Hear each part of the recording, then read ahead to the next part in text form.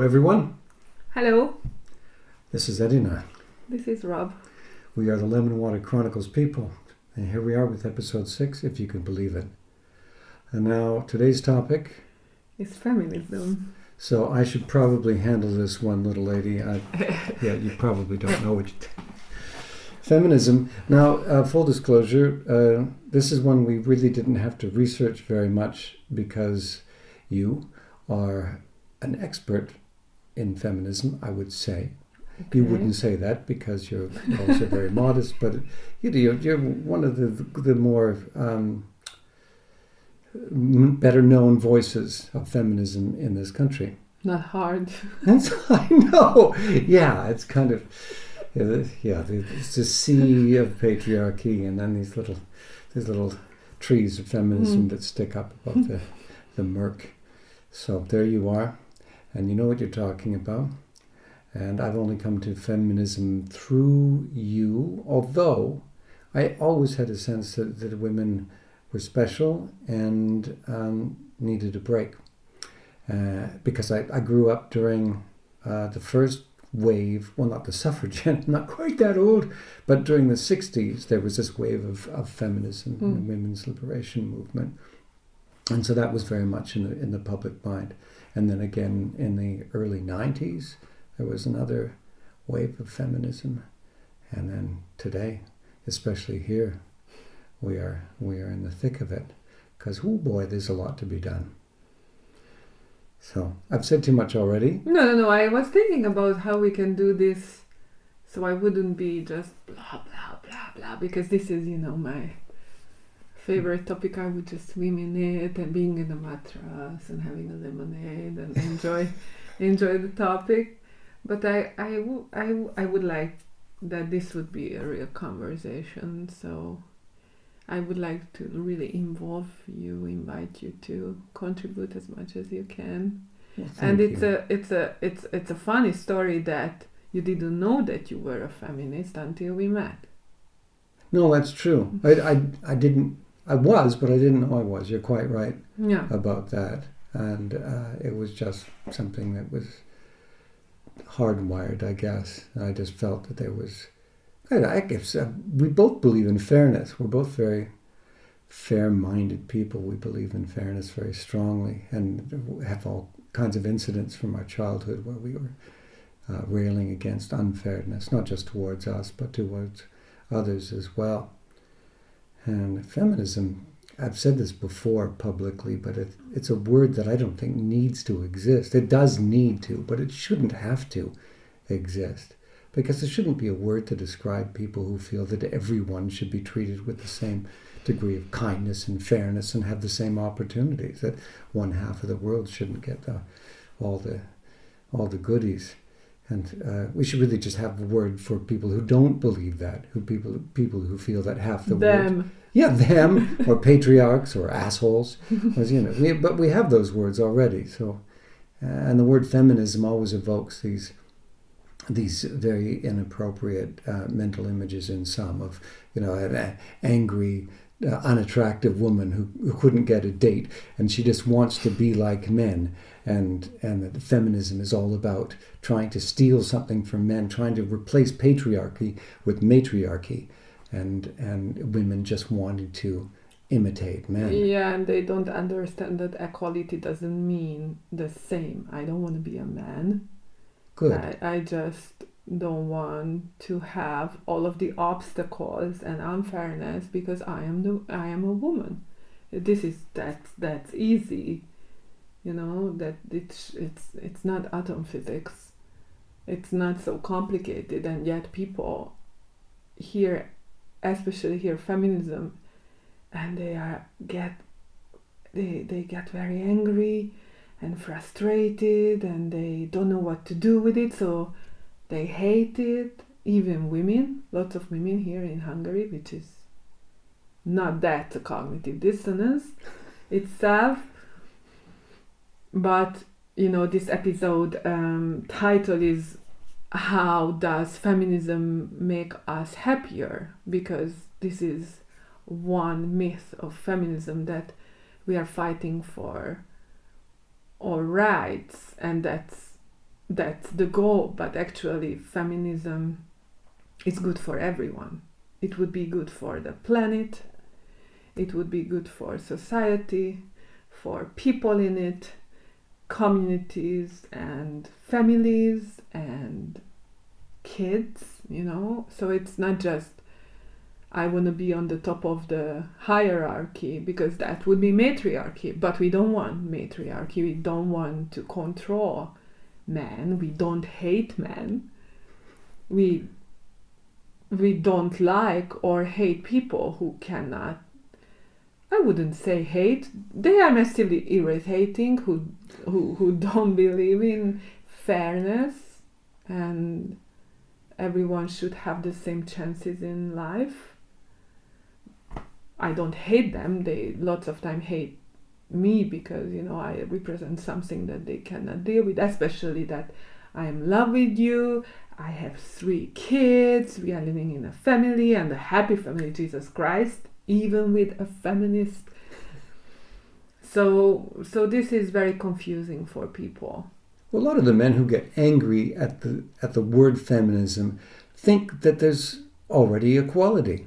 And you get told this. You get told this, that we already have equality, and then men saying that it's perfectly fine for women, but they just have no idea, because they are ignorant, and beside the fact that they are ignorant, they are aggressive, because if you put yourself in a woman's shoes just for one day, just try all of the things that they do and all of the sexism they meet, all of the obstacles, all of the uncomfortableness, and so on and so on and so on, they would think differently, but they don't care. So again, they are in this comfortable little box, which is comfy and soft, and they think, oh, these women, they can do whatever they want. But this is a lie. This is an urban legend that a woman has the same opportunity as a man, because it's a freaking lie. It is. And it's coming from age 0 almost. You know how these gender roles are building up, what they see around themselves, what kind of clothes they are wearing, what kind of behaviors they are allowed to have. Like, in Hungary, a good girl is a quiet one, who is obedient, who shows humbleness, passiveness, and you are just enduring stuff because you are a good girl. And a good boy is someone who is, motivated and going ahead and even go through people and achieve the goal. That's a very good boy. So this is, it's I just said in a round table that in Hungary we don't have the glass ceiling problems, because we have these deep holes in the ground. The glass ceiling is kind of a Western luxurious problem. Yeah, the idea that you can't get the highest levels in a corporate environment, for example, because those are just barred inherently. And it's true, it's existing. It's not like we don't have glass ceiling effect. We always have in the corporate level, or in science or politics, everywhere. But to be there, that that you are fighting with a glass ceiling, it's already, you are in a very privileged space in Hungary. To get that far. Yeah, because most women are in these halls where they don't even know what they have. Is massively unfair, because this is what tradition taught them, how they have to behave and what they need to endure. And you see everywhere in the streets how men are treating women here, and they really think about themselves as a top of the family, the head of the family. They have privileges and rights, and they feel that they can do whatever they want, why the woman is doing almost everything. I wonder how many men in this country would say, what percentage of men would say that the man is the head of the family, that this just seems to be understood. 75% at least. That was just a recent research, and men really? and women would say this. Now, 75%, you know, that it's extremely high. it is very high. Do you think the reason that there's so many women that buy into patriarchy is because this idea that they are secondary people has been drilled into them, and they don't want to upset the apple cart. They don't want to confront the possibility of a change, of a sea change in their mindset, and then by extension their life. It's easier to stay where they are. They know what the limits are, and it's easier to operate there. I wouldn't say easy. It's familiar, you know. Yeah, familiar, exactly. Yeah, it's far from easy. Because this woman, who is living in a patriarchal family and a patriarchal system, they are used, exploited, they are shamed. With victim shaming, for example, they cannot win. They don't have right. They cannot advocate for themselves or for their kids. So it's always a double abuse. There is this micro level in the family where the man is telling them what to do, and you know, everyone is doing their own role, and no one is coming out of the box. And the relationship is just like this. It's never equal. And honestly, being a woman is inherently disadvantageous. And you, as a progressive man, you know this, and you are trying to compensate that this is, you know, you're doing this. But in a conservative, traditional family, this is the normalcy. So they don't even try to push, you know, the women. This is the normacy. So I lost my thought. What was the beginning of my thinking? But because you accept this role, but you are not aware that this is secondary and this is bad for you. You feel exhausted. You feel burned out. You feel that sometimes you are not safe. But this is how it is. You're a woman, so this is it. And I think you're quite right in that feminism, from a male perspective, or at least from my perspective, is a recognition that there is an inherent inequality, that it's just difficult to be a woman by nature, and that there's also a systemic inequality. And the systemic inequality probably stems from the inherent. Like when you look back to the beginnings of religion and before, when people are trying to explain the world with very, very little knowledge or understanding of how things actually work, you know, when you have creation myths and this sort of thing, they would want to know why women suffer, why women's bodies suffer, why childbirth is so much harder. First victim shaming ever. You know, so they're because we deserve that. Yeah, you did something wrong. They must have done something wrong, and it must have been something very plausible, like eating an apple that a snake told you to. You know, yeah, exactly. So, okay, now we have our story. Bring all of the trouble. Yes, you see, if you hadn't made that, well, you're just paying the price now. It's my hands are clean. You've done this to yourself. And even coming from your rib. From the rib, or so thank you, Rob. Yes, I don't miss it at all. And I think in the Muslim tradition, a woman came from mud or something. It was or some other part of the male. It wasn't from the rib. That's a Christian thing. But anyway, this idea that a woman is secondary is like this skewed logic to try to explain an obvious imbalance in nature, that reproducing, which is really job one for any creature, is inherently so much harder on a woman, and raising children is much harder on her body.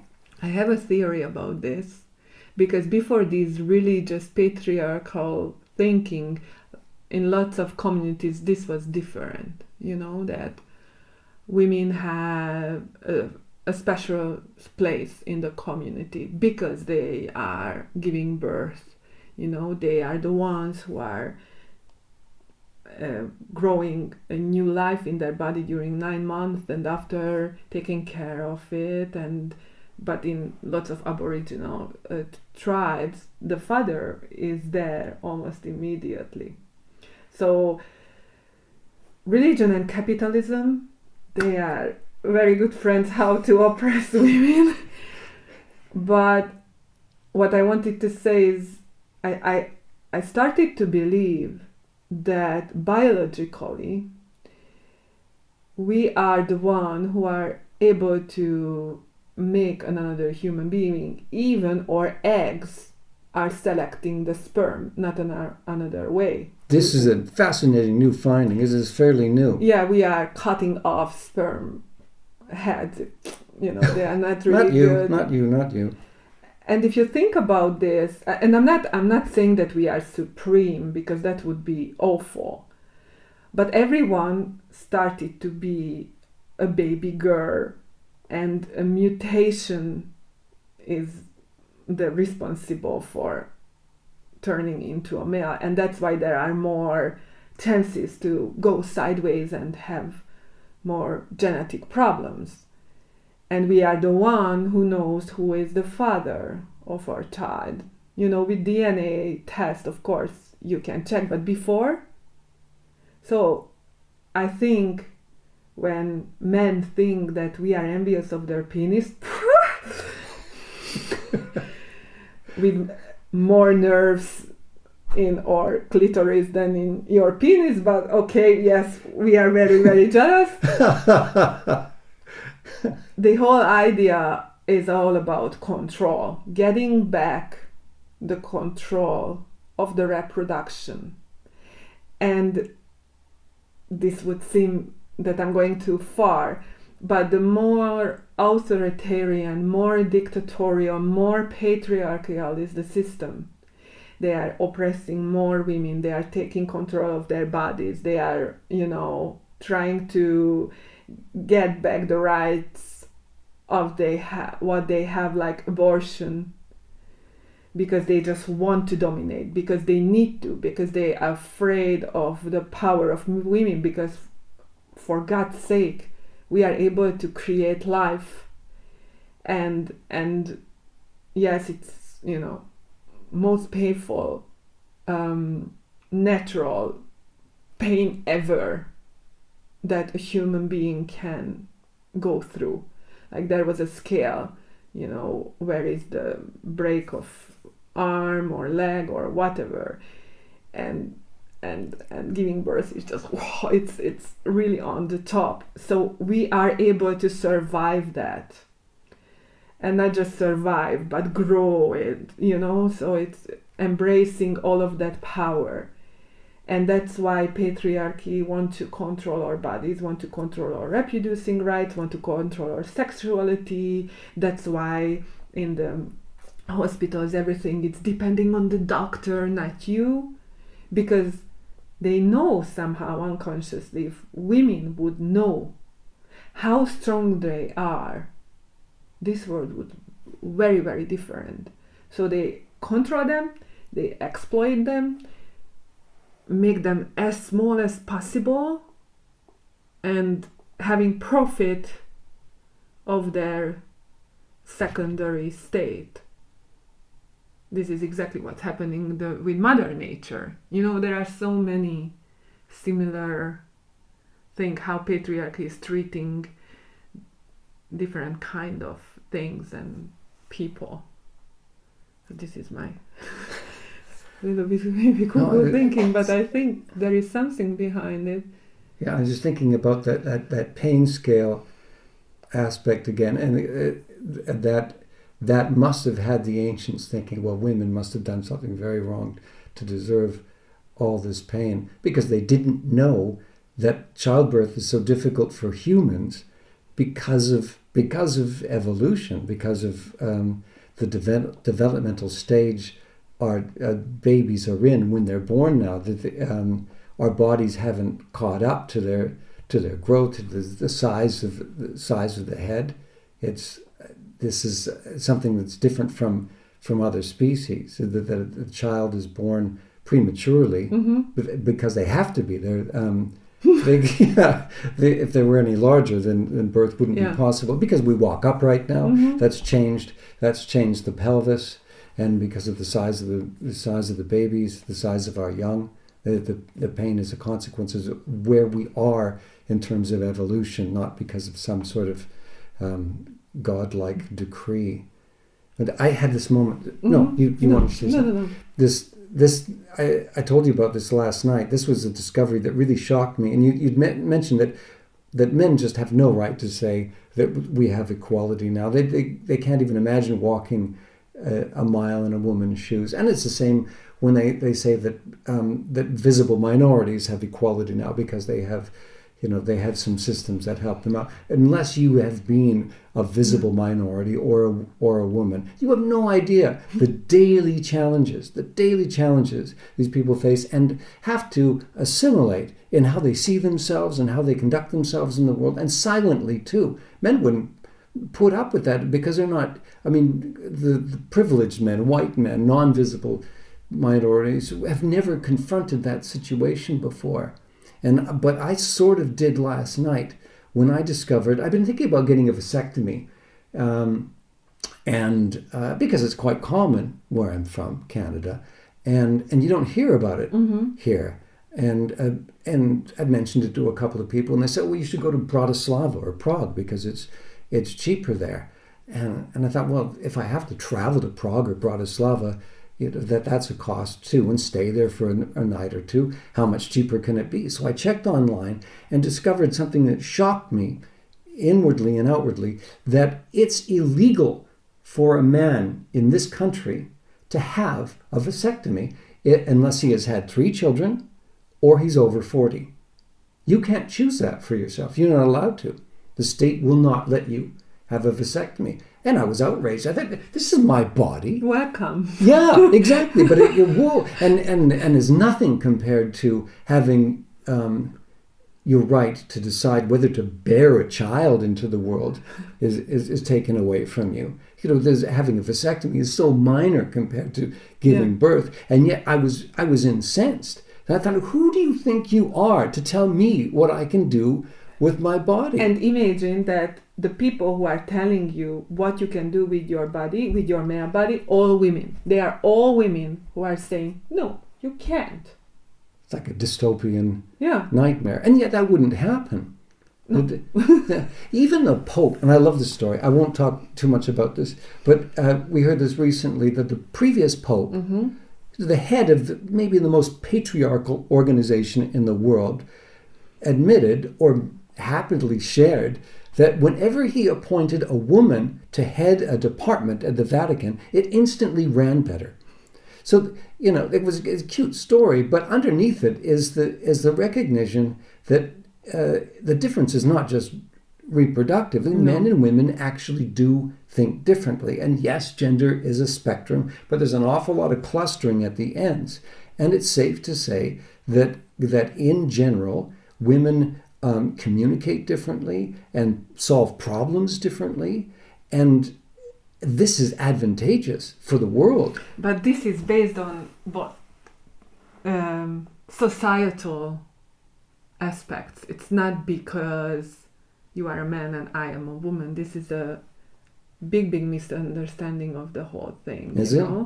Yes, because you cannot divide the environment that you are raised in.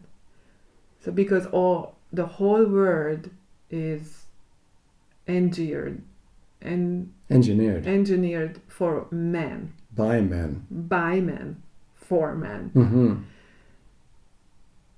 How we grew up, you cannot just say, I have a female body with a female brain. There is nothing like female brain and male brain. This is all about societal aspect.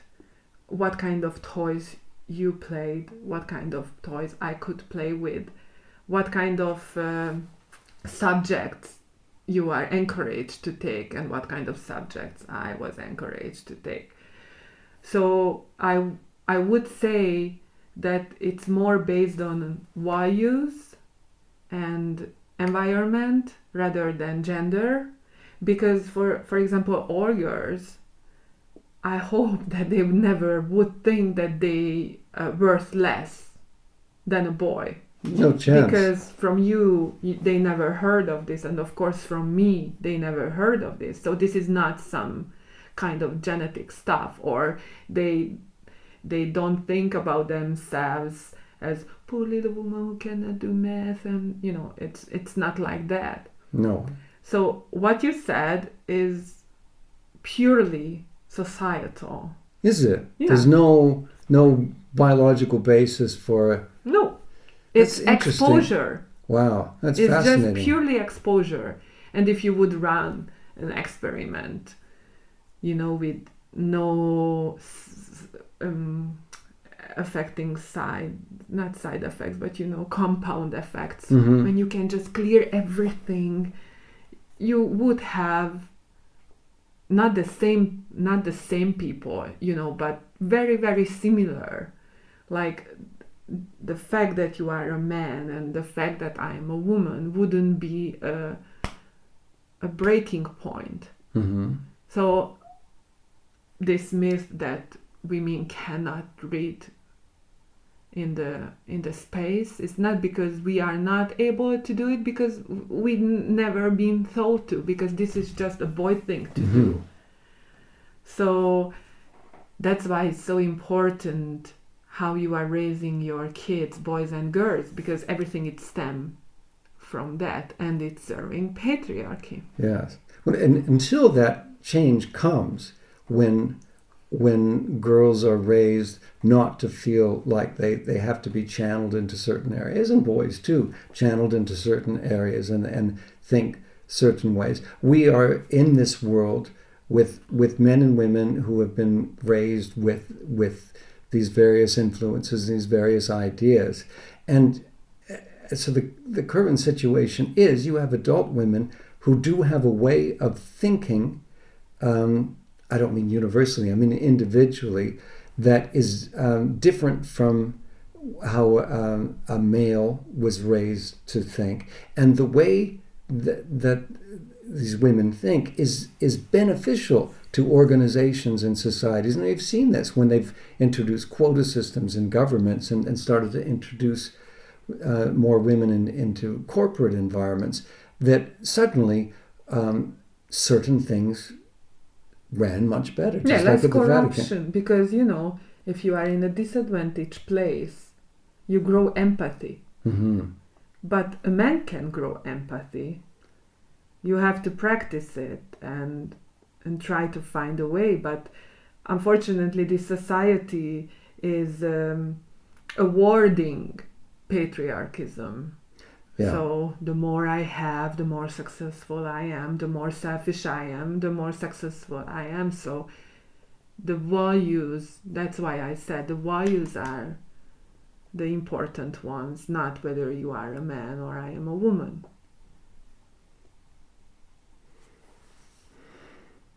It's hard because you have to question almost everything, and I like to challenge myself, because of course we are not the same, because I have a womb, an exceptionally strong, resilient part of the body, in normal way it's like a pear, and when I was in my last days it was like a melon, and after it's going back, and it's men don't have anything like this in their body. No. And my organs change, and the posture and everything, and I am again normal. Everything went back, and okay, let's continue life. You can see why men are jealous. Their bodies are Yeah, this is magical. Boring. Yeah, it is magic. This is pure magic, that your body can do all of these things, that you can take care of a baby who would die without you. And of course, a man can take over and have artificial milk, and but your body is designed for this. So there is some inherent differences that we have to respect, and we cannot lie that we are the same. No, we are not completely the same, but it's not the brain, it's the reproductive organ. And because we are able to give birth, all of the care work, all of the invisible work is on our shoulder, which shouldn't be like this. No. Because the fact that I am able to do this, it doesn't mean that you have the free card of that. So in a mature society, with people who respect each other, and dignity and fairness and equity is something important, they wouldn't use this against us. Mm-hmm. And force you into low-paid, care-oriented because work. This is what you do. Yes, you do it anyway. Anyway, this is what you are doing. So sacrifice yourself. Just take care of the kids. And after, when the kids started to be a little bit bigger and you would have free time, just take care of the parents. Yeah. And take care of the house and take care of the mental health, all of the family members, and organize everything and figure out the meals. And this is just a never-ending list. And if you have extra time, be a nurse or be a teacher. Expand. Where is no money or power. No money or power. Yeah, they're always at the bottom of every... Yeah. So, solutions. What you're doing, I guess, is just trying to create increased awareness. And empower women. Because if they are able to free themselves, because patriarchy wouldn't say, you know what? You're right. Yeah. Let's start over. It should recognize that because there's enough evidence around the world that things actually do work better. The more power you give women, something that major religions just don't do.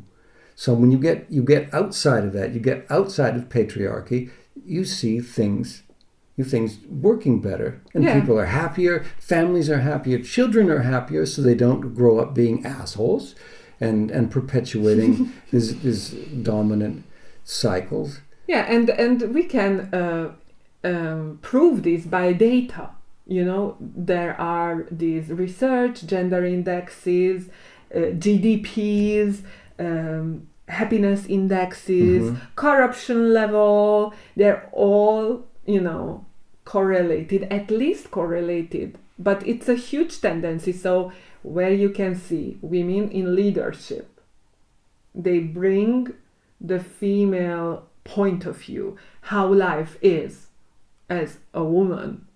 Everything changed because the decision-making process is a more democratic and colorful. How do you say? Not colorful, but diverse. Mm-hmm. More diverse, so more people will benefit from it. And if more women are involved in decision-making, less corruption is taken. Which is, you can see what's happening in a country where 15% of the parliament representatives are women and 85% of men. That's what we have here, right? That's what we have. No minister, no female minister. And everything, it's in a horrible condition in this country. So the minimum is not taken care of because they are just do their capitalist, patriarchal, corrupt.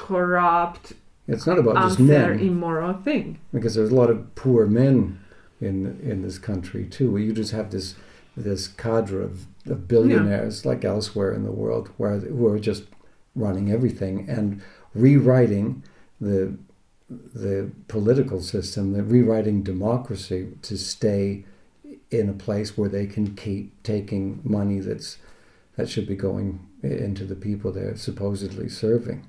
They're trying to maintain the system in an era when truth is harder to bury, but it's also easier to reach people who want their prejudices who are ready to have their prejudices reinforced by something that's disguised as information.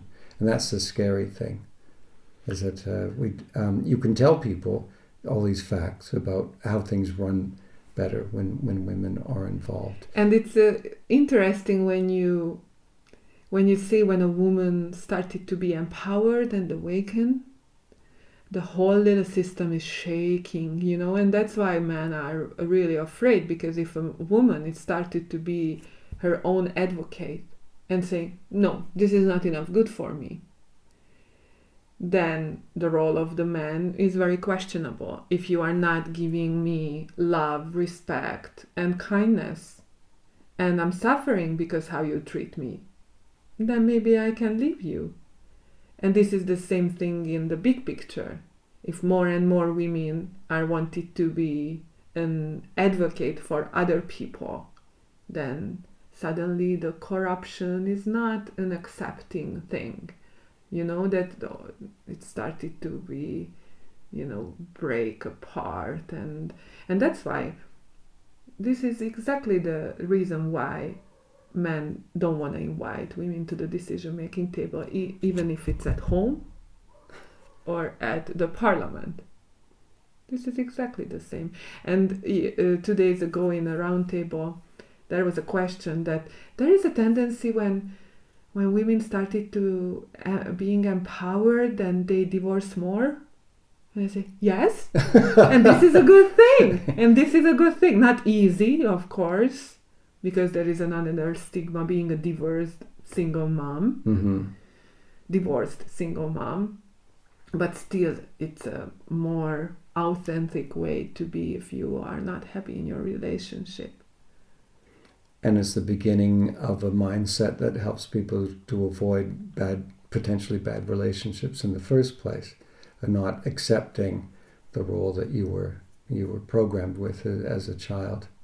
Because we are again talking about the same thing, that if a woman feels secondary, they feel that they don't worth as much as a man. So it's like, again, the self-love, the self-respect is down. And someone who is uncertain, someone who wouldn't say no for things, someone who is not strong enough to push away things that it's not good enough for her, easy to control. So feminism to say that feminism brings about greater happiness, mm-hmm. There would be the men who feel that they're the head of the family. They're kind of insecure people at their core, so they need this. They need a title. They need a position and everything. They would argue that point. They say, "Well, I'm not happy. My wife left me, and now pull up your socks, buddy, and be better." That's a strong sign. Who are you to tell me that? I'm doing exactly what my father did. I'm doing what the prime minister does. But this is a real question, because we can really see a huge, difference between feminists and ultra-conservatives with their traditional wife and extra ultra male wave, that they don't eat soup because it's female, so they have amazing things. So they if their role is questioned, if a woman is saying, you are not head of the family, because you know what, we are two mature adult people who are taking responsibility of this little community without or with kids, then what you are doing if I am stepping to the table? You have to redefine your whole role, all of the tasks that you get used to. And that's why they hate equality and feminism, because if we are saying, no, you are not my boss, then who you are? And what are the qualities that you can identify yourself with? And the other interesting thing is that when women are so into patriarchy that they believe that traditional roles are serving us, and these stupid feminists are just making this turbulence, making everyone uncomfortable. and I had public debate with women who thought that traditional roles are not there because of accident. This is how the world works. And I just got a new comment on my Facebook page that a man just asked why there are no more men commenting and liking what you write. And the woman said, because this is stupid feminism and real men are earning money.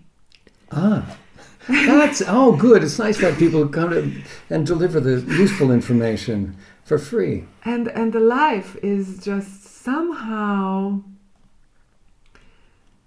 coming back in the small door in the end of the house, that these women, sometimes after writing me a message that their husband left them, they don't know what to do, they want their kids, they want their money, they don't have anything, they don't have help.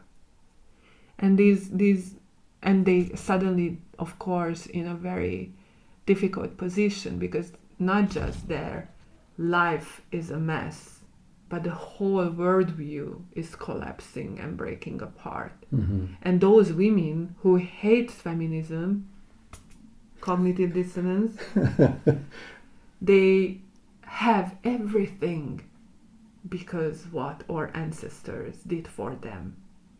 They can vote, they can go to school, they can even wear a freaking trousers. That's outrageous. Even the ones who are into patriarchy, I'm talking about females right now, they have better lives because feminism, they just don't know. That's very true. And they are just, I like cooking. And yeah, okay, fine. I like, as a feminist, I like cooking. But you know what I want as a feminist? That if you are not earning money, if you choose that you want to be a super mom, okay, and your husband is earning lots of money and you are at home taking care of the whole family, which is huge amount of work, mm-hmm. and your husband is respecting you, he knows how much work you are putting to put together the background, and he's appreciating, and you are safe, I'm happy for you. That's fine. But unfortunately, these relationships are never really equal, because he is the boss, you are the little girl, and he feels after a while that has the right to control and abuse you. Yeah, in ways that are subtle, because they stay below that threshold of acceptability, and it varies from country to country. Here, the police don't come unless there's blood. Yeah, so there's that. But the criticism and what's wrong, you can't take a joke, this stuff that asking happens. Money for grocery shopping. Yeah, begging for money from the husband. To me, it's just supremely stupid. And there's no other word for it, that a person who is in a partnership is not working as a partner with that person. No. As soon as you say, well, I'm the boss, then you have lost half the brains of your organization, at least half in many cases. Sometimes, yeah.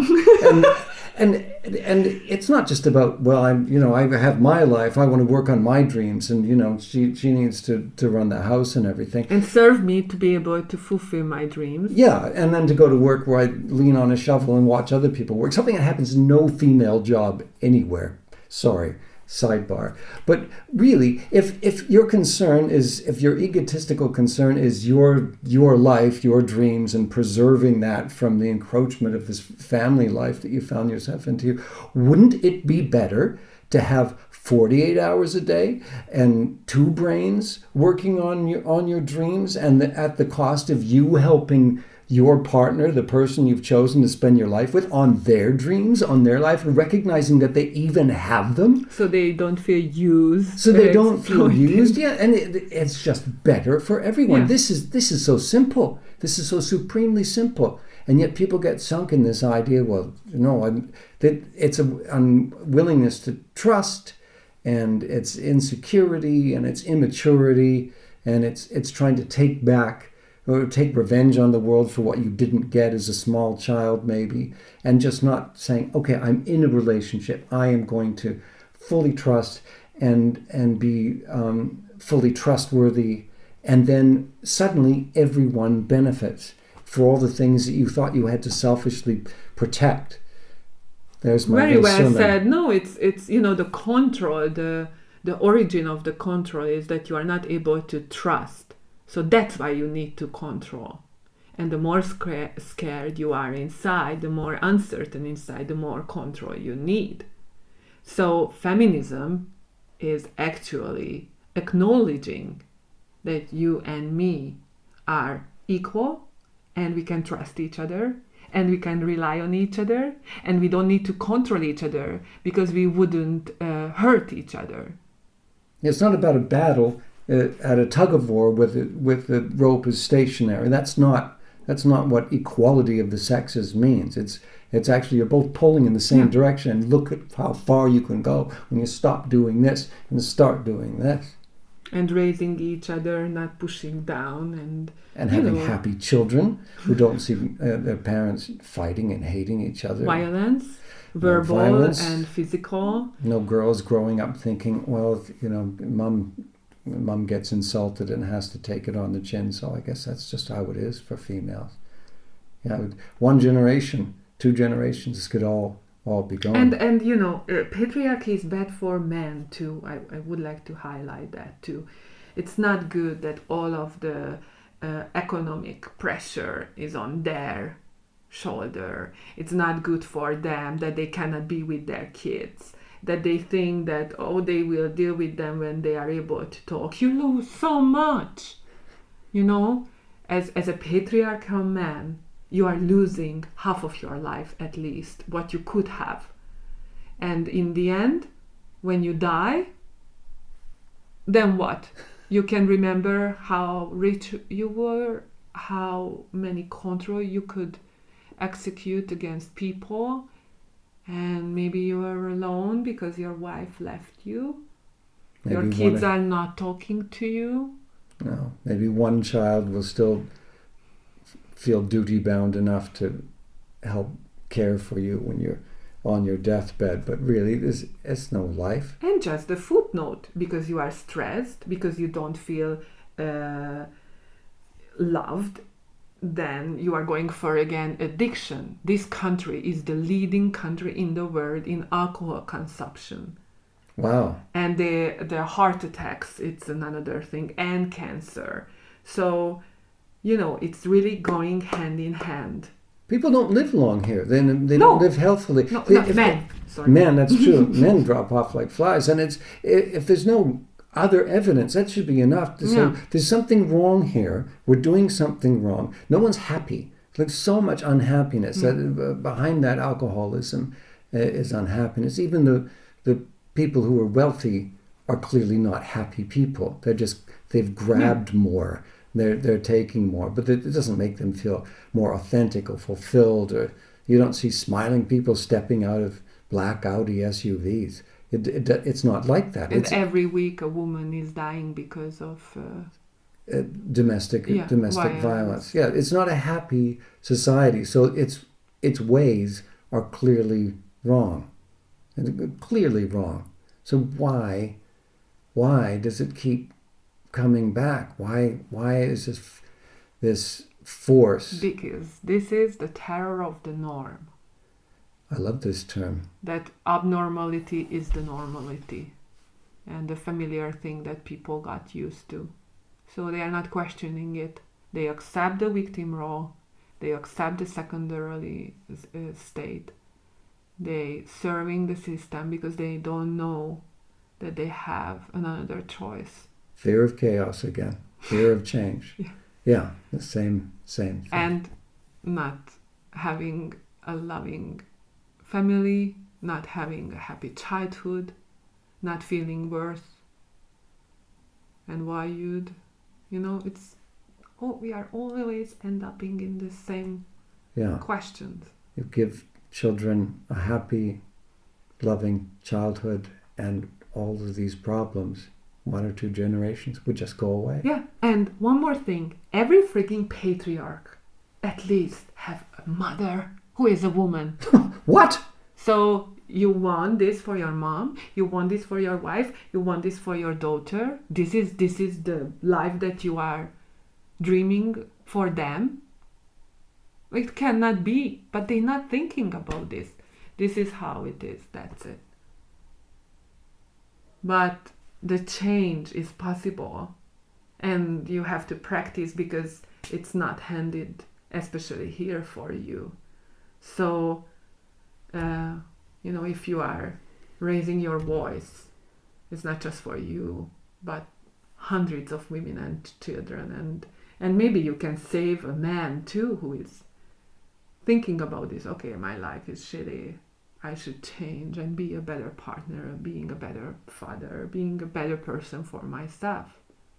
We should say that here is Hungary. We don't mention that often, not for people who are just coming in at episode 6, and that they hear Paprika Republic. The Paprika Republic, but they hear us speaking English and not sure where. Hungary with, Orbán Viktor on the top of the.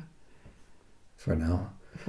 So it is true that people's minds can change, and I saw this during my own growing up years in Canada. And they made public services. I've told this so many times that you're probably sick of hearing it, but on TV they would just have these public service ads and about smoking being bad, about causing forest fires, and about littering being bad, and within a few years the habits change. Yeah, because change is coming when it's coming from the down, but there is a political willingness to bring the change, and when these two things are clashing, then one generation is enough. But we are like NGOs, activists, public speakers, whatever. You are doing your own little thing, and you are always going against the wind. You cannot win, but you cannot give up. So you are doing it when actually a freaking political will come and accept what you say, and then the change is really possible. But until we are all responsible for our own environment, for our own little community, which is your family, or if you are alone, yourself, just be a better person. And that's it. This is the big goal. So speak up when you hear something inappropriate being said, or when something inappropriate is being done in your workplace, in your family, anywhere out in the world. And we see it all the time. We see it in hanging around in playgrounds. You see the worst kind of parental behavior, and you can see why boys get these ideas about themselves. Because oh boy, and women. You see the mothers getting treated so badly by their husbands, who just feel privileged, like they can be on their phone while their kids are at the playground. Like what you said it so beautifully, that they miss everything, and then it's too late, and this is just dumb. It's just really, really dumb. There must be some moment when you think, wait a minute, I'm not going to be any less of a man if I play with my child or eat soup. No, this is the big dick energy against the small dick energy, and just believe me, women don't want to be with an oppressor. They sometimes don't have a chance. This is how they grow into, but in the end of the day, they feel that this is not okay. Isn't the sort of arrogant, confident man sexy at the beginning of a relationship? Who, for a woman who's taught to believe that this is you need the alpha. But sometimes you need to experience this to say no. And to see what it's actually like is a. So don't be dumb. Love yourself. Being respectful with others. Try to be a better person every day, and just question yourself all the time. Did I do enough for today? And what can I do better for tomorrow, and it's not about perfection. Yeah, that. Sorry about English. Perfection. It's about you are trying to just to be a better person for yourself when you are looking at the mirror. So feminism is not a movement of angry, weird women. It's just the idea of take some of those letters, remove some, add others, and you end up with fairness. Yeah. Really.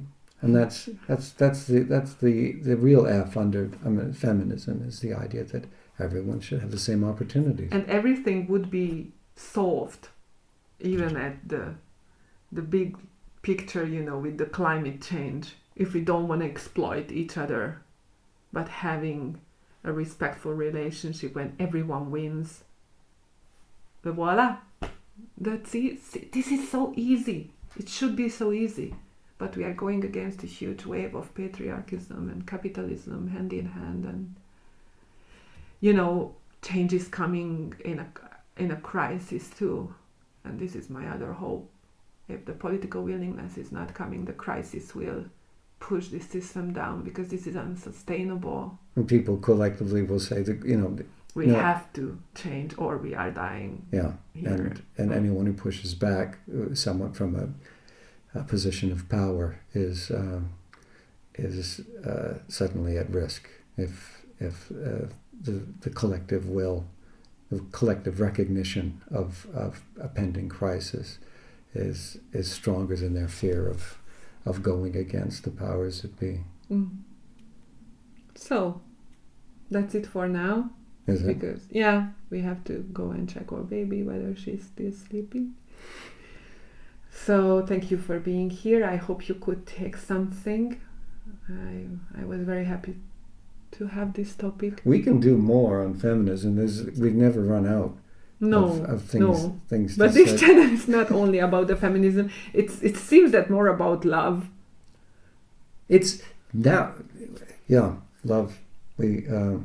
This undefinable thing that powers everything. That sounds like 60s philosophy, but there's something there that scares some people and fuels the rest of us.